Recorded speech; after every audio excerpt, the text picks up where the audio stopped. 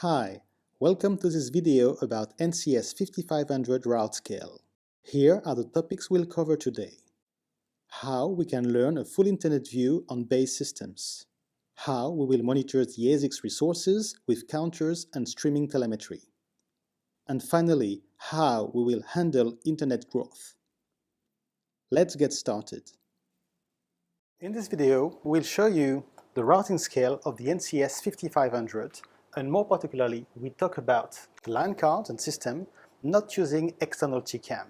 For instance, we are talking about the 36 by 100 GigE line card, the 18H18F, the coherent DWDM line card, and the MACsec line card. None of them are using external TCAM, just the memory inside the forwarding ASIC. Same thing for the fixed form factor platform, 5501 here. Also, we have one version of the 5502, not using external TCAM. Here, the 55A1 24H, and finally, one version of the 55A1 36H exists without external TCAM. The demo will be fairly simple. We will have 15 times the internet advertised inside a router, and this router will be a 5508 chassis with a line card not using external TCAM. We are talking about real internet routes here, something recorded through real V4 and V6 internet views. So we will have 15 times the internet V4 and V6 advertised to the box and received by our BGP process. All this information is installed inside what we call the edge RIB-in. This memory will be after the RPL application. This information is going into the local RIB, and finally the local RIB will populate the routing information base. This base is also populated with other protocols like OSPF, ISIS, or even the connected and the statics. That all these protocols or sources will populate the RIB. Then the RIB is passing route information to the FIB and to what we call the DPA.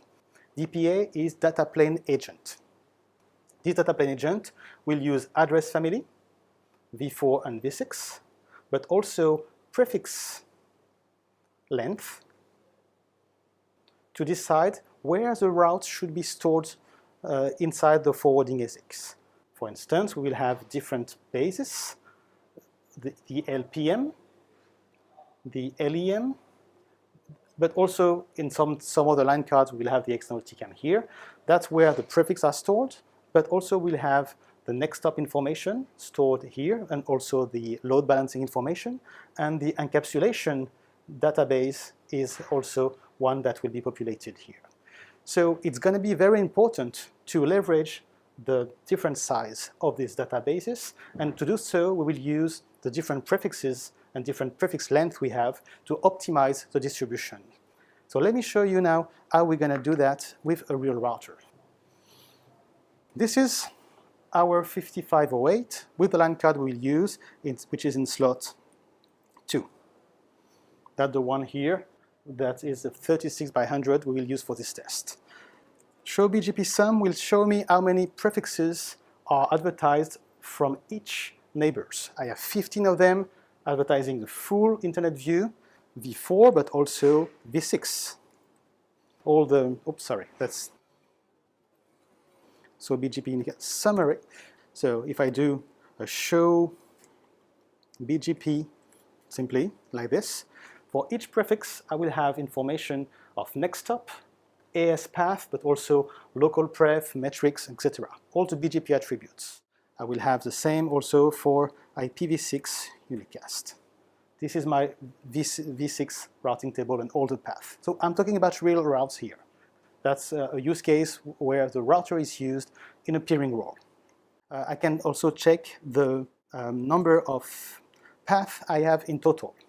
With the show BGP scale, I will have number of prefix V6 and V4, total 760K, and the number of path is almost 10 million, and we can go actually much higher.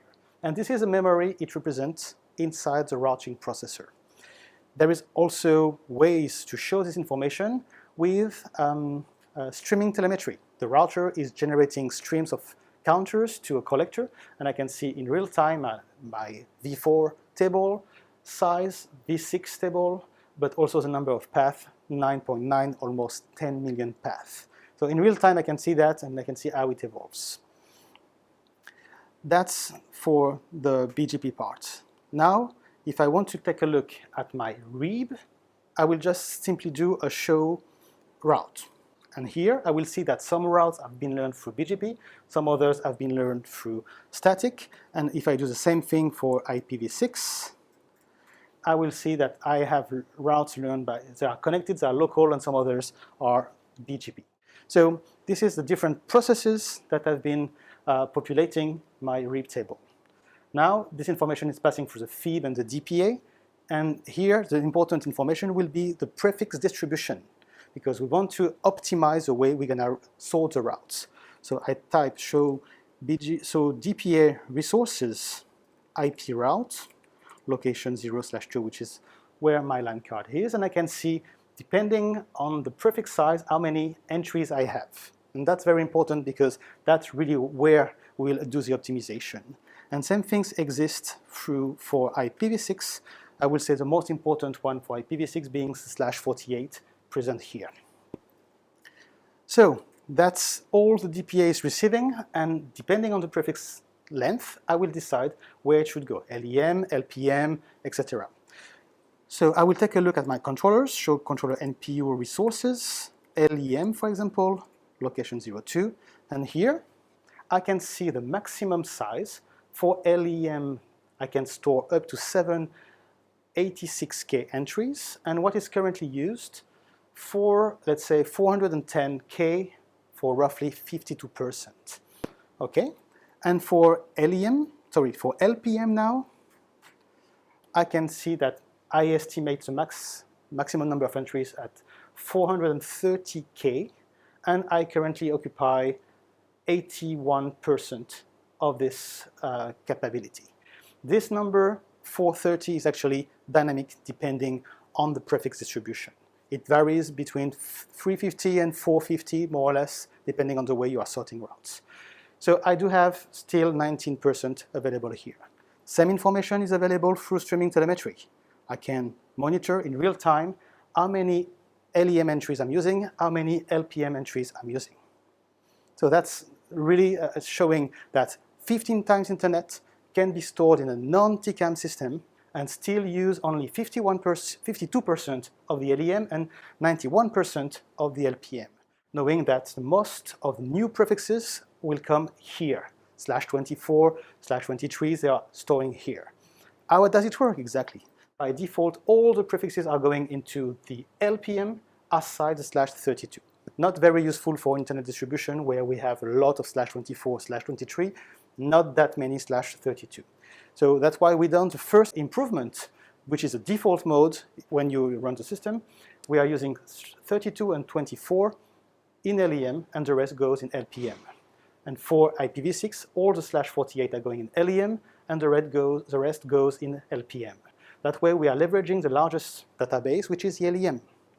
But it's not enough. We did some other improvement, something we call the Internet Optimized mode, and this mode is simply changing the order of operation in LEM and LPM lookup.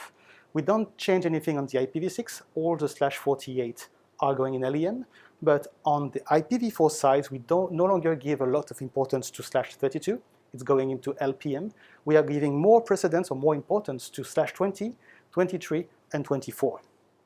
All this will go inside this LEM, and that's a good thing because that's the most important route population on internet. So the question will be, how far can it go?